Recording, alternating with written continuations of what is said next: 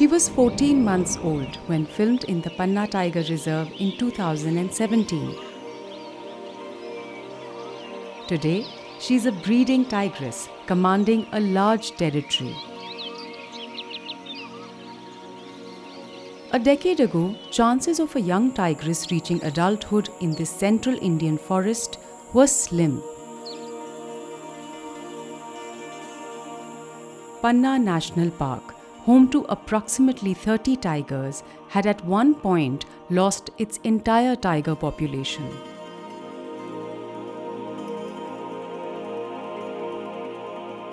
The reason was unchecked poaching, neglected over a number of years.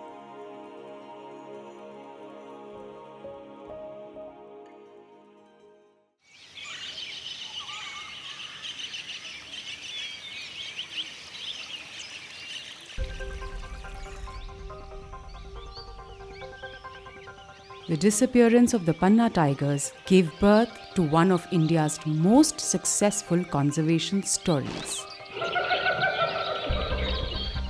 In 2009, a tiger reintroduction program was launched in Panna. 2 female tigers, codenamed by the Forest Department, T1 and T2, and 1 male, T3, were translocated from different tiger reserves of Madhya Pradesh.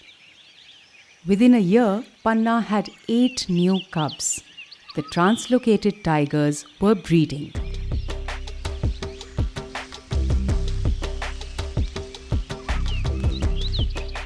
Radio collaring the breeding population and round-the-clock monitoring yielded exemplary results. The reserve's tiger population rose from 0 in 2009 to about 30 in 2020. Conservation biologist Dr. Raghu Chundawat and wildlife filmmaker Joanna Van Gruisen are long-time residents of Panna and have witnessed the success of the Panna Tiger reintroduction program. Dr. Chundawat, a pioneer in conservation research on tigers, feels that despite the recent success, long-term concerns haven't been fully addressed. With forest land diminishing under human pressures, tiger habitat is increasingly getting fragmented into small isolated pockets.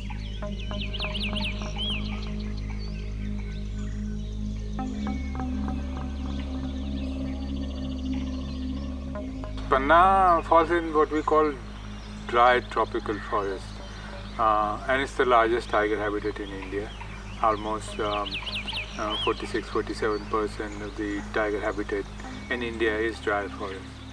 But the problem with this is that it's also an habitat in India where tigers are disappearing at much faster rate. The main problem for this is that you have a scale mismatch. Tiger space requirement is 3 or 4 times bigger in dry forest. The ecology is such. So if you look at past extinctions, say 2 very prominent ones, Sariska and Panna, are from the dry habitat.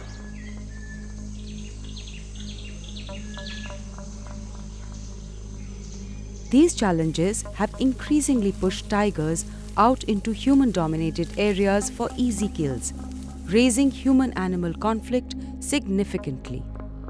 Joanna stresses on the need for better management of habitat and livelihood opportunities.